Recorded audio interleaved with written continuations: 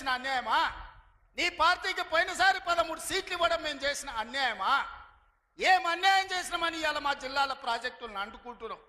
ఈ 10 ఏళ్లలో నువ్వు పాలమూరు రంగారెడ్డి ఎత్తిపోతలు పూర్తి చేసినుంటే ఇవాళ చంద్రబాబు నాయుడుతో పంచాయతీ ఎందుకు వస్తుండే?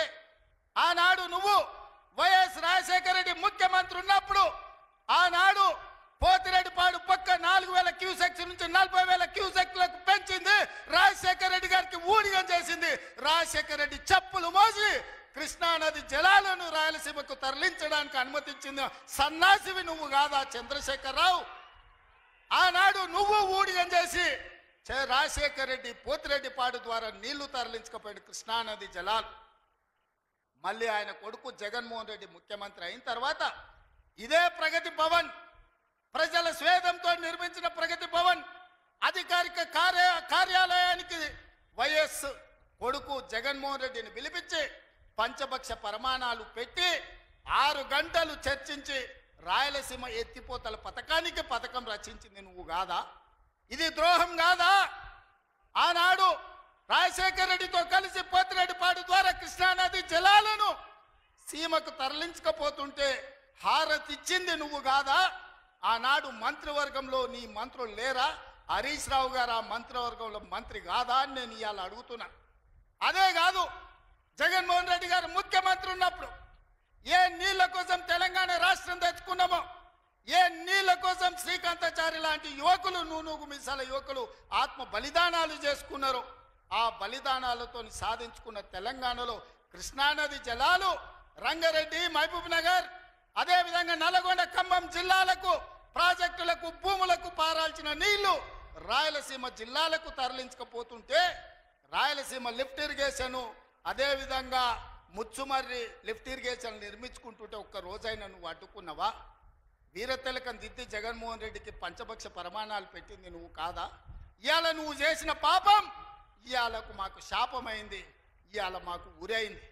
ఇవాళ తొందరలోనే రాయలసీమ లిఫ్ట్ ఇరిగేషన్ పూర్తి అయితే రోజుకు 10 టీఎంసీలు అంటే ఒక్క నెల రోజులు మన కళ్ళు మూసుకుంటే 300 టీఎంసీలు శ్రీశైలం మొత్తం తరలించకపోవడానికి, మలుపుకపోవడానికి ఇవాళ పునాదులు వేస్తే ఆంధ్రప్రదేశ్ ప్రభుత్వం వీర తిలకం దిద్ది కాంట్రాక్టర్ దగ్గర కమిషన్ల కోసం కక్కుర్తిపడ్డది నువ్వు కాదా చంద్రశేఖరరావు?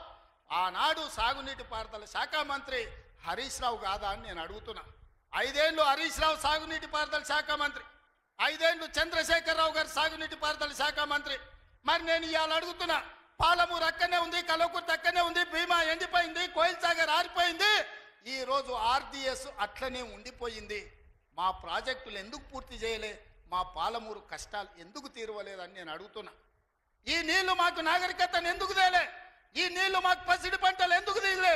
ఈ నీళ్లు మాకెందుకు కన్నీళ్లు మిగిలిచ్చినాయని నేను అడుగుతున్నా.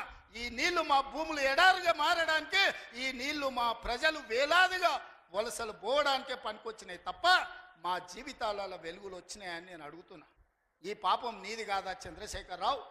ఈ పాపం నీదే కదా? 10 ఏళ్ళు వచ్చిన తెలంగాణ రాష్ట్రంలో 2 లక్షల కోట్ల రూపాయలు సాగునీటి ప్రాజెక్టుల కోసం ఖర్చు పెట్టినావు కదా. 1,00,000 కోట్లు కాళేశ్వరం కట్టినావు, 1,00,000 కోట్లల్లా 1,000 కోట్లు మింగినావు. కట్టిన కాళేశ్వరం కుప్పగూలిపోయింది. ఇంతకంటే దిక్కుమాలిన ప్రాజెక్ట్ ఇంకెక్కడైనా ఉంటుందా అని నేను చంద్రశేఖరరావుని అడుగుతున్నా.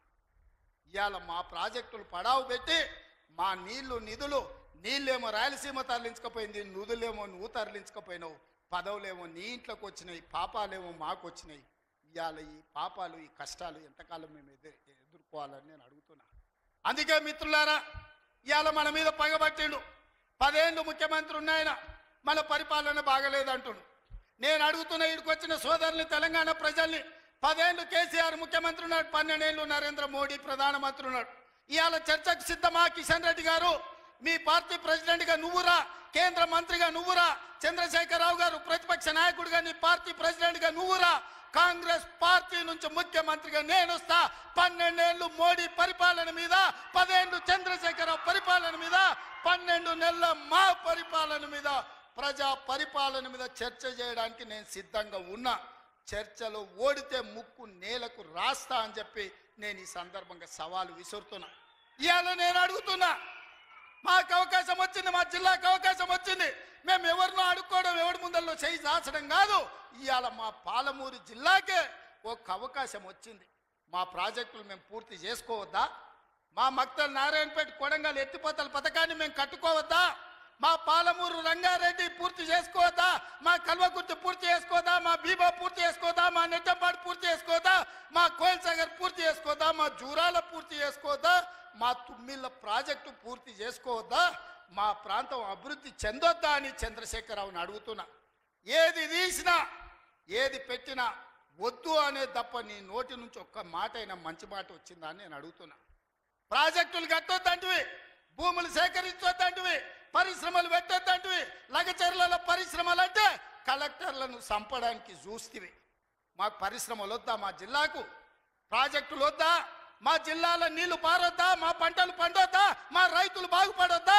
మేము మంచి బట్టలు కట్టుకోవద్దా? మేము బుక్కెడు బువ్వ తినొద్దా? మేము సమాజంలో గౌరవంగా బతకొద్దా? చంద్రశేఖరరావు, నువ్వు సమాధానం చెప్పని నేను వేదిక మీద నుంచి అడుగుతున్నా. మాకు ఆత్మగౌరవం లేదా? మేము మీలాక దొరలు కాకపోవచ్చు, కానీ మేము రైతు బిడ్డలమే కదా. మేము గౌరవంగా బతకాలని కోరుకోవడం తప్ప మా ఆడబిడ్డలు వాళ్ళ పిల్లల్ని చదివించుకోవాలనుకోవడం ఏమన్నా నేరమా? ఎందుకు అడ్డుకుంటున్నారు నువ్వు, నీ కొడుకు, నీ అల్లుడు అని నేను అడుగుతున్నా. 12 నెలలు కానీ ప్రభుత్వం అప్పుడే దిగిపోవాలంటున్నాడు. 10 ఏళ్ళలో నువ్వు చెయ్యని పనులు మేము చేసినాం కదా. ఏం బాగలేదు పాలన. ఆయన కొడితే గట్టి కొడతాడంట. ఆయన కొడితే ఎంత గట్టి కొడతాడంట అంటే ఇక అది చెప్పనలవి కాదంట.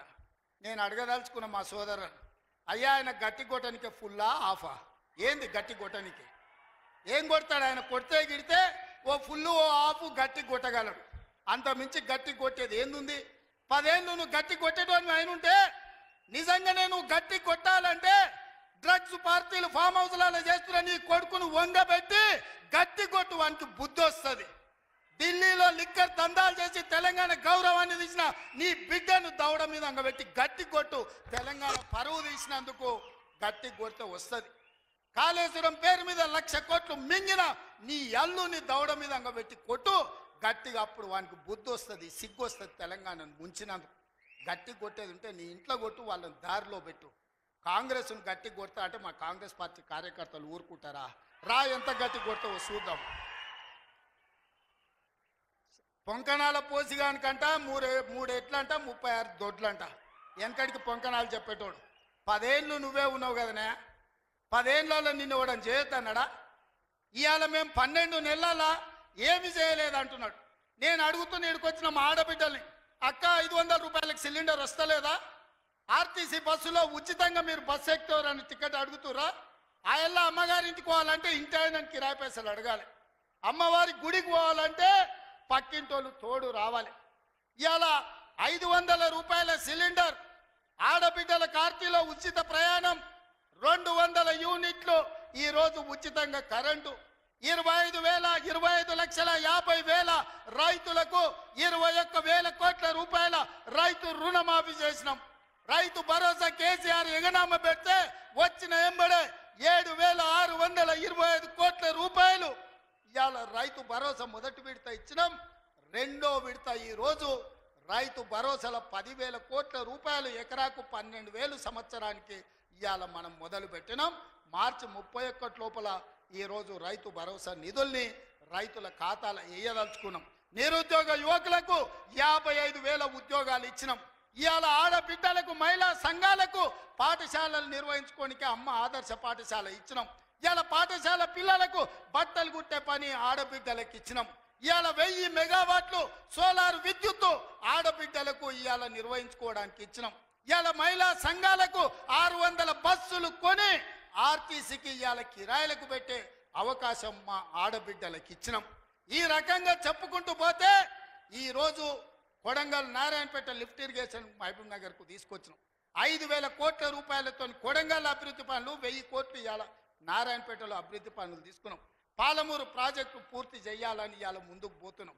ఈ రకంగా మేము వచ్చిన తర్వాత ఇంతకుముందే పొంగులేటి శ్రీనివాసరెడ్డి గారి నేతృత్వంలో ఆనాడు ఆగిపోయిన ఇందిరమ్మ ఇల్లు మళ్ళీ ప్రారంభించి నియోజకవర్గానికి 3,500 కాదు, అవసరమైతే 5,000 ఇల్లు ప్రతి నియోజకవర్గానికి 5 లక్షల రూపాయలు పేదవాడు ఇల్లు కట్టుకోవడానికి ఇవాళ ఉచితంగా ఇస్తున్నాం.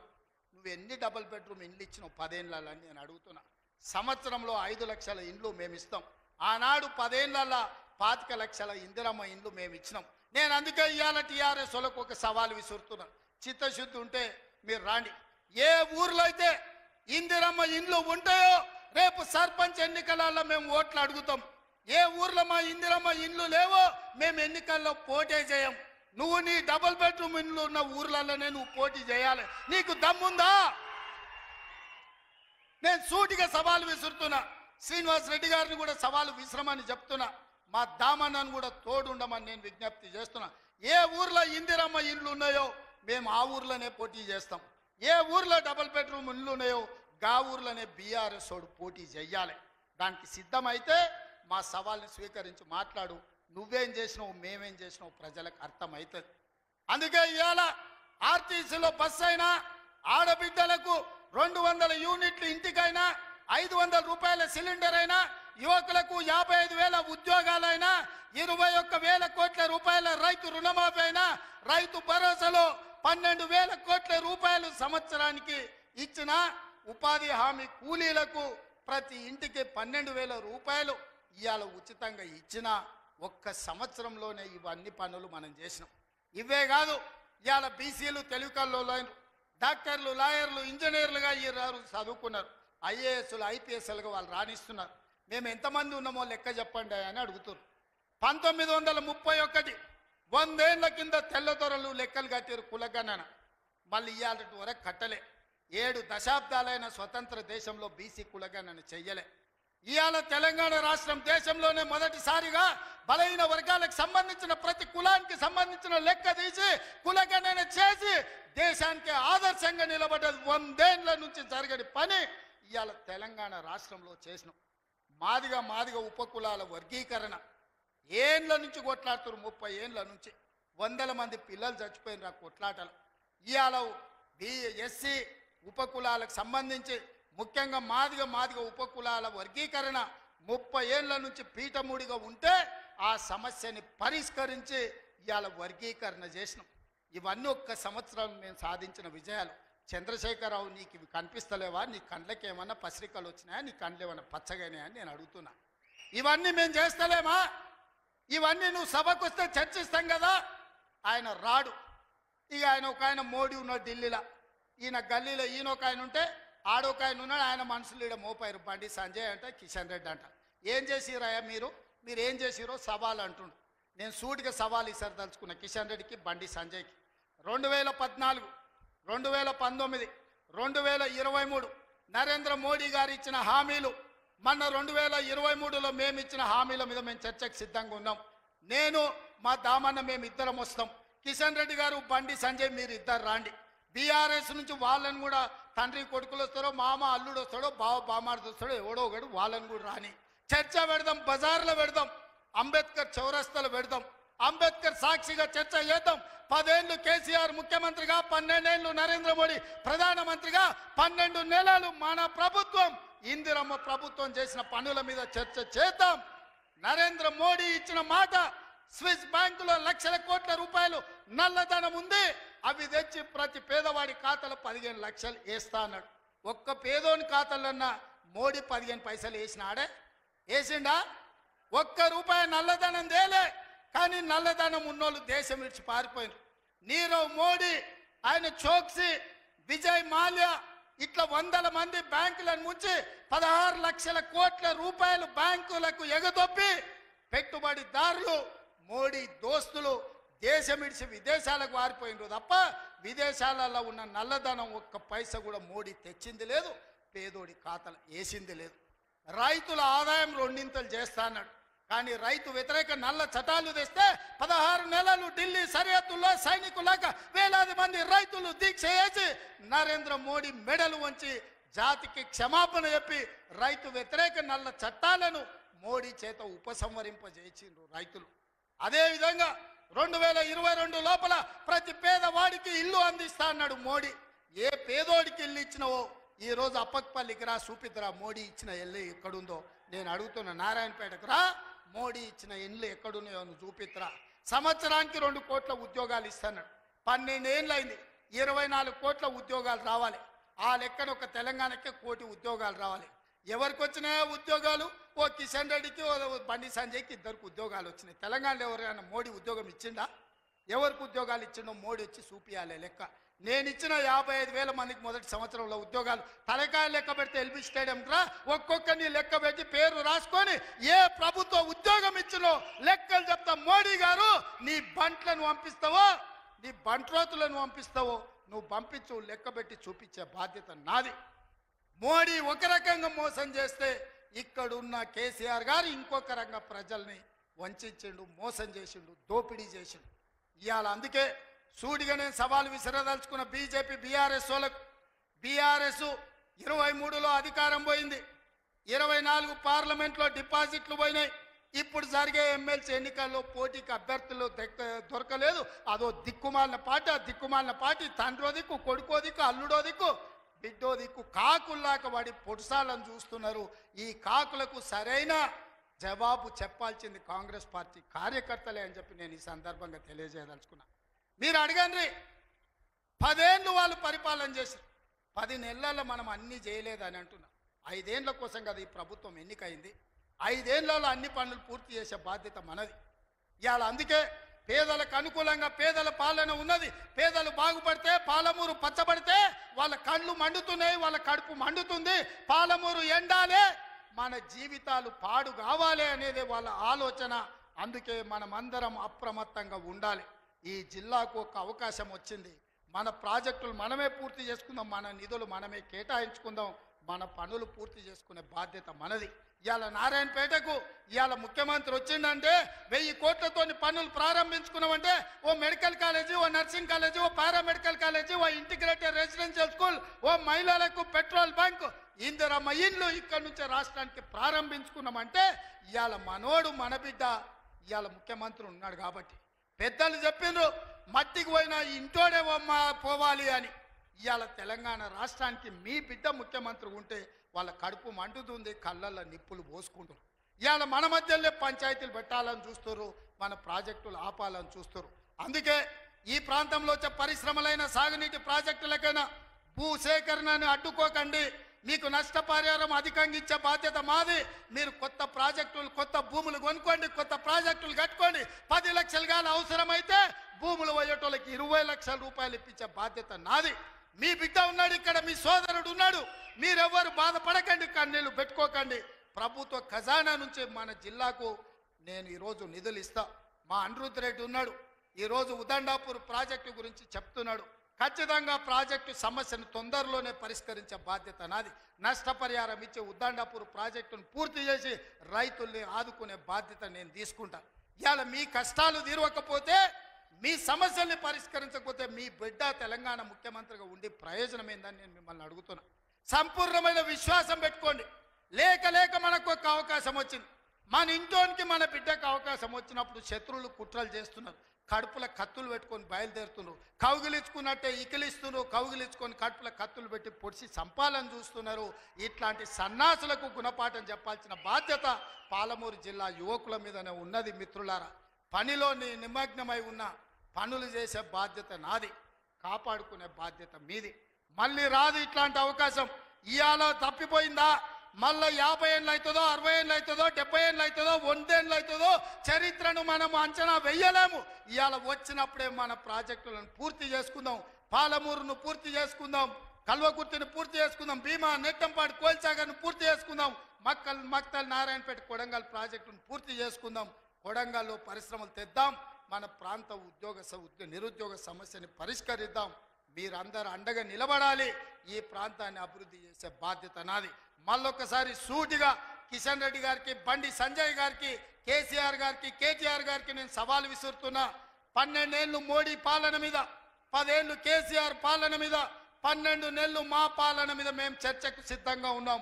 నేను మా సోదరుడు దామోదర్ రాజనరసింహ గారు మేము చర్చకు వస్తాం. తారీఖు చెప్పండి, ఏ సెంటరో చెప్పండి, ఏ సెంటర్ అయినా మేము తయారు. మీరు